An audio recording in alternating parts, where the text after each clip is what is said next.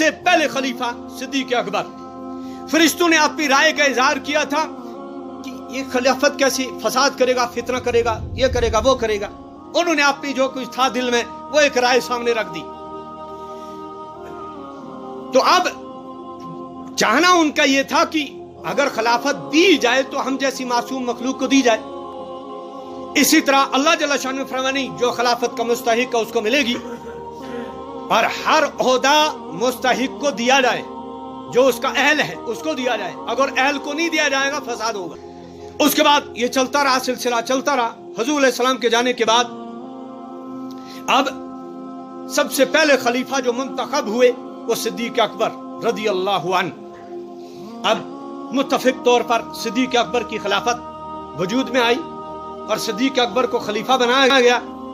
और इनकी सराहतन तो अल्लाह के नबी ने नहीं फरमाया था सिद्दीक को खलीफा बनाया जाए या उमर को खलीफा बनाया दूसरे किसी को, लेकिन कुछ अमल ऐसे सरजद हुए थे हुजूर के सामने जिसमें इशारा था इस चीज की तरफ कि तरतीब इसी तरह रहेगी, तरतीब इसी तरह रहेगी।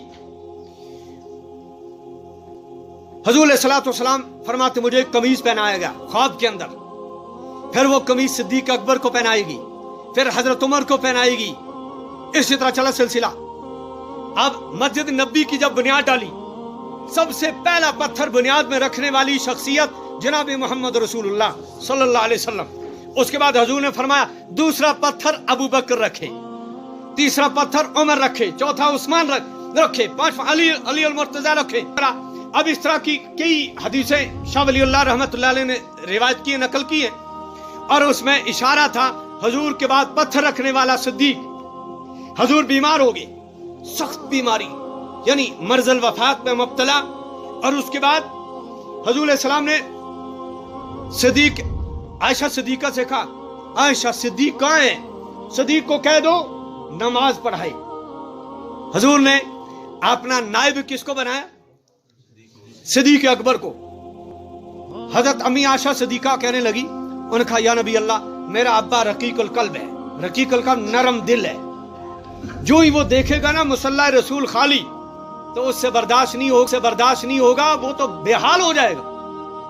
तो उन्होंने उमर से कह दे, उमर थोड़ा सख्त मिजाज है, उमर को कह दे। तो हुजूर नाराज हो गए, और बुखारी की रिवायत है हुजूर ने फरमाया अल्लाह भी इनकार करता है, अल्लाह का नबी भी इनकार करता है, नबी के मुसल्ले पर सिवाय अबू बकर को और कोई ना आए।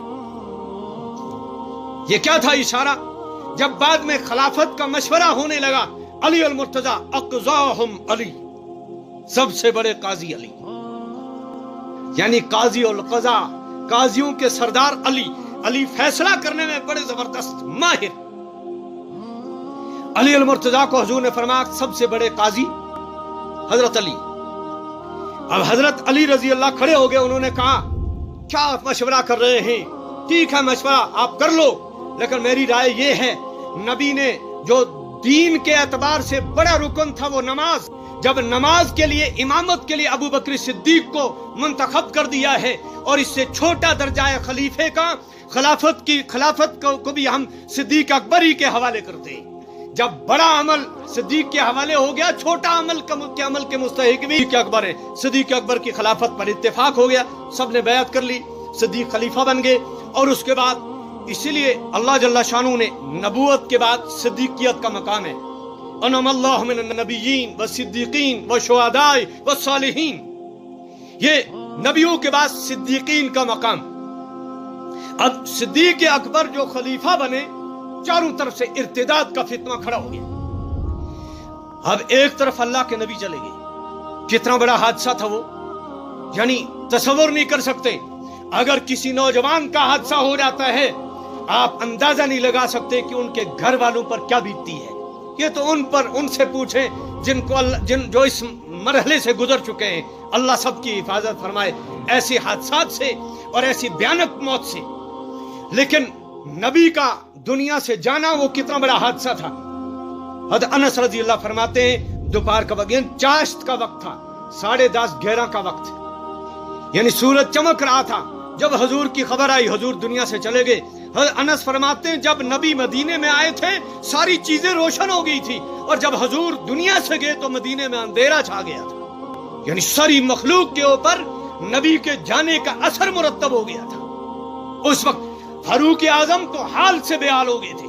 فاروق اعظم تلوار لے کر، اتنے جری انسان، قوت اور طاقت والے انسان اور اتنے ایمانی اعتبار سے قوی شخص، تلوار لے کر مسجد نبی کے ممبر رسول پہ آ گئے اور انہوں نے کہا جو یہ کہے گا رسول اللہ کا انتقال ہو گیا اس کی گردن قلم کر دوں گا۔ میں یہ جملہ سننا برداشت نہیں کرتا۔ ابو بکر صدیق وہاں موجود نہیں تھے، وہ پاس میں ہی دوسری شادی کی تھی اور وہاں تھے۔ وہاں سے پہنچنے میں تھوڑا وقت لگا۔ صدیق اکبر جو ہی آئے فاروق اعظم کو کچھ نہیں کہا۔ کیا آپ کیسی تقریر کر رہے ہیں، کیسی عجیب باتیں کر رہے ہیں، یہ کچھ نہیں کہا۔ صدیق اکبر نے فاروق اعظم کو بازو سے پکڑا، ممبر سے نیچے اتار دیا۔ صدیق اکبر ممبر پہ کھڑے ہوئے اور انہوں نے خطبہ شروع کر دیا اور خطبہ میں پڑھا وما محمد الا رسول قد خلت من قبلہ الرسل افئن مات او قتل انقلبتم علی اعقابکم۔ یہ آیت پڑھنے کے بعد جو ہی آیت پڑھی عمر کہتے ہیں مجھے یوں لگا کہ یہ آیت آج ہی نازل ہوئی ہے، میں تو بھول گیا تھا یہ آیت ہی، اور اسی لیے میں یہ تقریریں کر رہا تھا۔ اور اس میں تو اللہ نے کہہ دیا تھا جتنے نبی آئے وہ چلے گئے۔ تو اس کے بعد حضور صدیق اکبر نے دوسرا جملہ کہا من کان یعبد محمدا فإن محمدا قد مات۔ جو محمد صلی اللہ علیہ وسلم کی عبادت کرتا تھا اس وہ غور سے سن لے محمد رسول اللہ دنیا سے چلے گئے۔ من کان یعبد اللہ فإن اللہ حی لا يموت۔ جو اللہ کی عبادت کرتا ہے اللہ حی القیوم ہے، ہمیشہ رہیں گے، موت کبھی نہیں آئے گی، فنا کبھی نہیں آئے گی۔ کل من علیہا فان ویبقا وجہ ربک ذو الجلال والاکرام۔ اب فاروق اعظم رضی اللہ کہتے ہیں میں کس دنیا میں تھا، کیونکہ وہ غم جب پڑا تو غم میں سارا کچھ بھول گئے، حقیقت بھول گئے۔ تو اب صدیق اکبر نے اس وقت ڈگمگاتی کشتی کو صدیق اکبر نے کنارے لگا دیا۔ یہ ہے اس دین کی صداقت کہ یہ دین مٹے گا نہیں۔ قاضی صاحب کی وفات پر ایک ملا کھڑا ہو گیا، کہنے لگا جی دین سارا لے ہی کے چلیں گے۔ میں نے کہا نہیں، جب پیغمبر کے جانے سے دین نہیں گیا تو کسی اور کے جانے سے دین کہاں جائے گا؟ صدیق کے جانے سے دین رہا، عمر کے جانے سے دین رہا، عثمان کے جانے سے دین نہیں گیا۔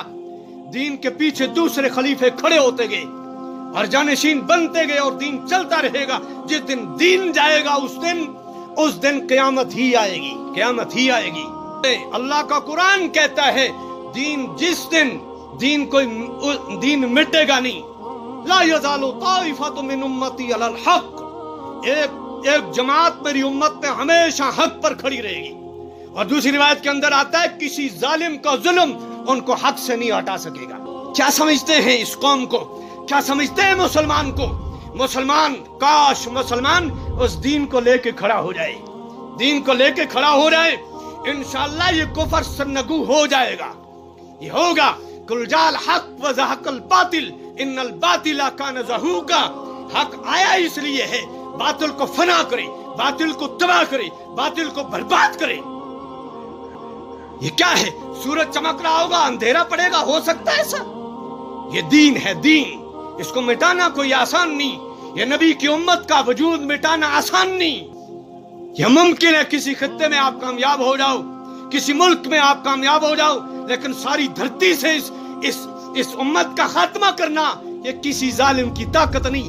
اللہ خود اپنی قدرت سے پھر ایک ہوا چلائیں گے جس سے پھوڑا نکلے گا، مومن کے بغل میں پھوڑا نکلے گا اور مومن اللہ کو پیارا ہو جائے گا، زمین خالی ہو جائے گی اس مومن سے۔ پھر اللہ کہیں گے آجا قیامت، اذا الشمس کورت، سورج تیری کوئی ضرورت نہیں، میرے نبی کا کلمہ پڑھنے والا کوئی نہیں رہا، سورج اب تیرے چمکنے کی کوئی ضرورت نہیں، ستاروں تمہارے جگمگانے کی ضرورت کوئی نہیں، اب اہل کفر سے میری زمین بھر گئی ہے، لہذا فنا طاری کر دو ان کے اوپر۔ پہاڑ مٹ جائیں گے، سمندر خشک ہو جائیں گے، آگ لگ جائے گی، ساری تہس و نحس ہو جائے گا، اور اس وقت تم حکومت نہیں کر سکو گے، اس پر تم پر تباہی ہے۔